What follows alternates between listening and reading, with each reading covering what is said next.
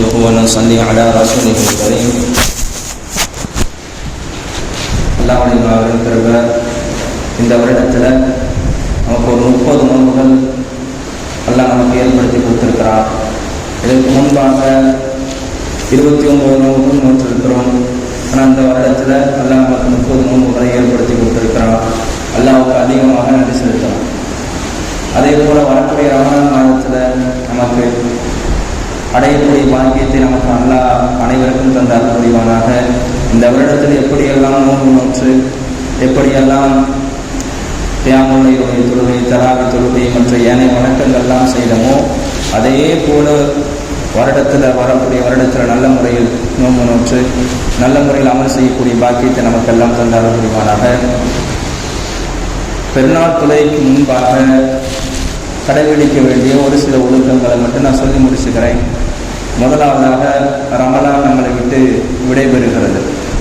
அதற்காக நாம் ஒவ்வொருவரும் சந்தோஷப்படக்கூடாது, கவலைப்படணும். காரணம் யான்னு சொன்னால், இந்த ரமலான் மாதத்தில் நம்ம இருந்தோம், அடுத்த ரமலானில் நம்ம இருப்போமா இருக்க மாட்டோமான்னு தெரியாது. கண்டிப்பாக அல்லாஹ்வுடைய கையில் தான் இருக்குது. வாஜலு முசம்மான்னு சொல்லுவாங்க. ஒவ்வொருவருக்கும் யாருடைய தவணை காலம் அல்லாஹ்விடத்துல தான் இருக்குது. அல்லாஹ் யாரை நாடி இருக்கிறானோ வரக்கூடிய ரமலான் மாதத்தில் அல்லாஹ் நமக்கு எல்லாம் என்ன செய்வான், ஏற்படுத்தி கொடுப்பான். அதனால நாம் கவலைப்படணும். நான் இந்த ரமலானுடைய காலத்தில் நான் எவ்வளோ தராவி தொழுதிருக்கிறேன், பரலான விஷயத்தில் எவ்வளோ நான் சரியாக அமல் செய்திருக்கிறேன், நான் தியாமுல்லையுடைய தொழுகை எப்படி தொழுதிருக்கிறேன் என்பது நாம் ஒவ்வொருவரும் சிந்திக்க கடமைப்பட்டிருக்கிறோம். அதனால நாளை இரவு இன்றோடு தராவி தொழுகை முடிஞ்சிருச்சு, நாளைக்கெல்லாம் ஈஷா மட்டும் தொழுதுட்டு படுத்துருவோம், அப்படி கிடையாது. நாளைக்கு அல்லாஹ்விடத்துல கூலி வாங்கக்கூடிய நாள்.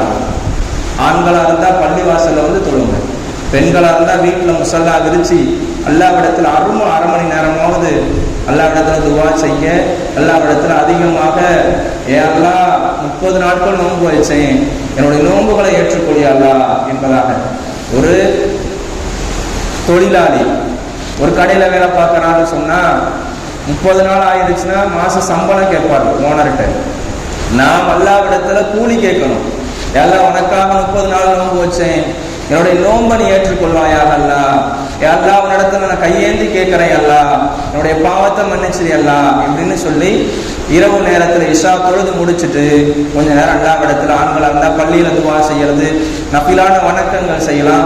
பெண்களாக இருந்தால் வீடுகள்லேயே என்ன செய்யணும் சொன்னால், தன்னுடைய எந்த இடத்துல தொழுவோமோ அந்த இடத்துல அமர்ந்து அதிகமாக துவா செய்யறது, நஃபிலான வணக்கங்கள் செய்வது ஒன்று. இரண்டாவது, சதகத்துல் ஃபித்ர். இந்த சதகத்துல் ஃபித்ர் என்பது ஏழைகளுக்கு கொடுக்கக்கூடியது. 90 ரூபாய் நிர்ணயிக்கப்பட்டிருக்கிறது. இப்னு அப்பாஸ் ரலியல்லாஹு அன்ஹுமா அவங்க அறிவிக்கிறாங்க, நான் ஒரு நாள் பஸ்ராவில் பிரசங்கம் செஞ்சேன், மக்களுக்கு உபதேசம் செஞ்சேன். பெருநாளுடைய கடைசி நாள், பெருநாளுடைய நோன்பு சமயத்தில் நான் பிரசங்கம் செய்யும் பொழுது மக்களிடத்துல சொன்னேன், யாராவது மதீனா வாசிகள் இருக்கிறீங்களா, பஸ்ராவில் மதீனா வாசிகள் யாராவது இருக்கிறீங்களான்னு கேட்டேன். அப்போ சில நபர்கள்லாம் எந்திரிச்சு யா இப்னு அப்பாஸ் நாங்களாம் வந்திருக்கிறோம், நாங்களாம் இருக்கிறோம்னு சொன்னாங்க. நபி அவங்க மதீனா நகரத்தில் நமக்கு கடமையாக்கப்பட்டாங்க சதகத்துல் ஃபித்ர்.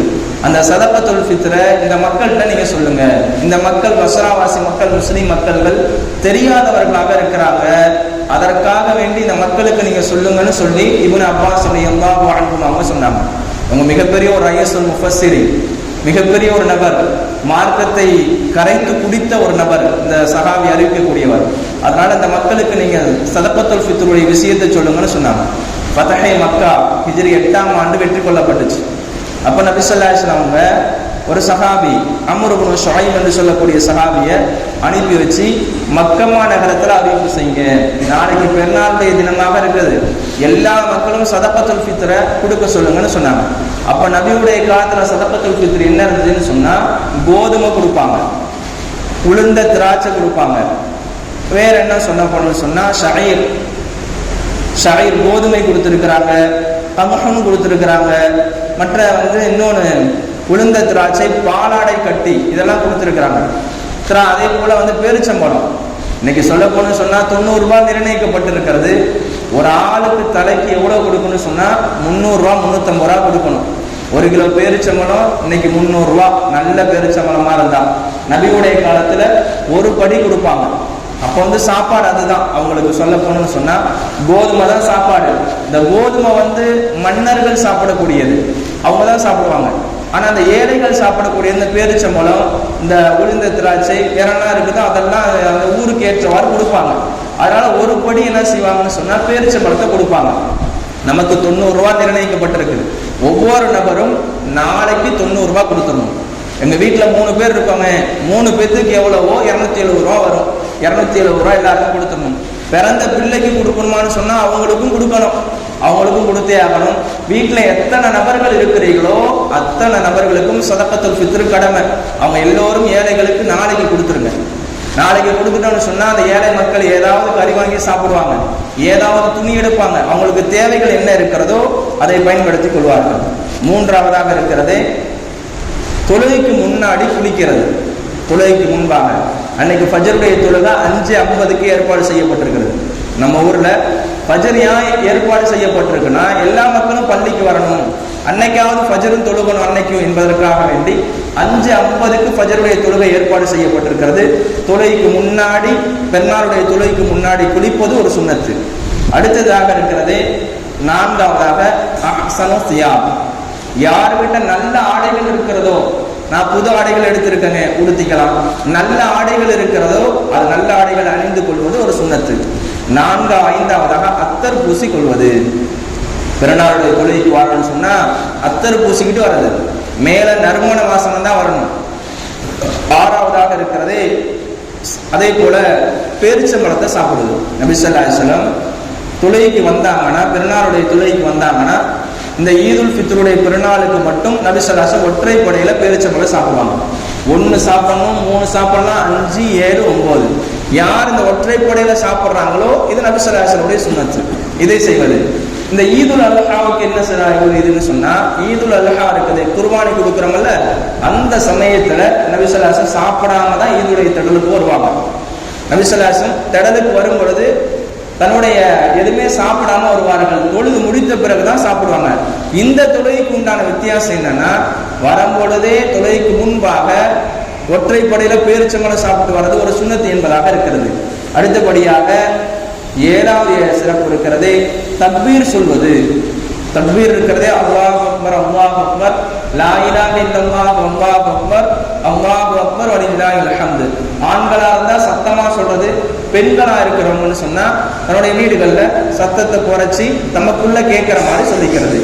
8ஆவதாக இருக்கிறது வாழ்த்துக்கள் சொல்வது. பெருநாளுடைய தினத்தன்று வாழ்த்துக்கள் சொல்வது. தகப்பல் அல்லாஹு மின்னா வ மின்கும் என்பதாகவும் சொல்லலாம். இல்லை என்று சொன்னா ஈத் முபாரக், பெருநாள் நல்வாழ்த்துக்கள் என்பதாகவும் சொல்லலாம். இதெல்லாம் நபி ஸல்லல்லாஹு அலைஹி வஸல்லம் சுன்னத்துகள்.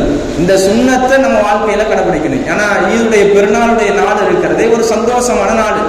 அன்னைக்கு இருக்கிறதே யாரும் கடையை திறக்காதீங்க, தன்னுடைய குடும்பத்தோடு சந்தோஷமா இருங்க.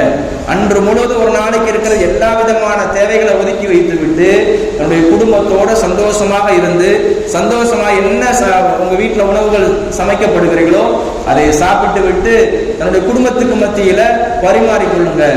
8ஆவதாக 9ஆவதாக இருக்கிறது வழிகளை மாற்றி வர்றது.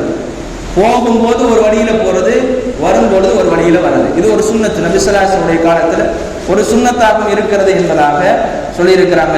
அதனால சஹாபாக்களுடைய காலத்துல தன்னுடைய சஹாபாக்கள் சந்திச்சாங்கன்னா தகப்பல் அல்லாஹு மின்னா வ மின்கும் முஸாபஹா செய்து, முஆனகா செய்து தங்களுடைய ஈதுடைய பெருநாளுடைய வாழ்த்துக்களை பரிமாறிக் கொள்வார்கள் என்பதாக வரலாற்றிலே பதிவு செய்யப்பட்டிருக்கிறது. அல்லாஹ் சுப்ஹானஹு வ தஆலா நம்முடைய தொழுகைகளை ஏற்றுக்கொள்வானாக. இவ்வளவு நாள் நம்ம எல்லாம் தொழுதிருக்கிறோம். அல்லாஹ் நம்ம வரக்கூடிய ரமலானுடைய காலத்துல நமக்கு நீண்ட ஆயுள கொடுக்கணும். நம்முடைய மவுத் இருக்கிறதே நமக்கு சிறந்த மவுத்தை ஏற்படுத்தணும். யாரும் மரண படுக்கையில படுத்து விடக்கூடாது.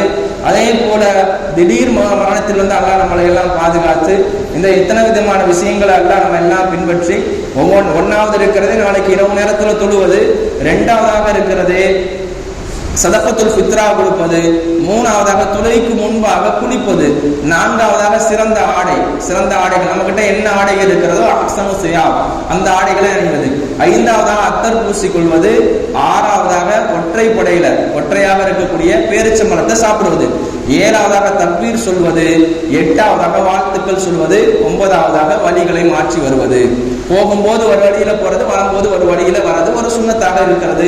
அதனால பெருநாளுடைய தினத்தன்று ஒற்றுமையாக இருந்து தன்னுடைய சமூகத்துக்கு மத்தியில தன்னுடைய வாழ்த்துக்களை எல்லாம் பரிமாறிக்கொண்டு அல்லாஹ் சுப்ஹானஹு வ தஆலா நம்முடைய எல்லாம் பாவங்களை மன்னித்து பெருநாளுடைய தினத்தன்று நமக்கு சந்தோஷமான வாழ்க்கையை எல்லாம் ஏற்படுத்துவானாக.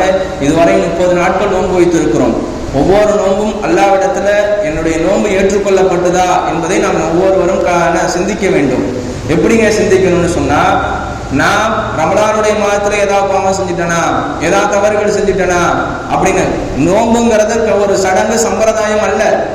ஒவ்வொருவருக்கும் நோன்பு கடமையாக்கப்பட்டது என்று சொன்னால் அல்லக்கும் தத்தகூன், நீங்க இறையற்றவர்களாக ஆகுவதற்காக தான் நமக்கு அல்லாஹ் கடமையாக்கி இருக்கிறான்.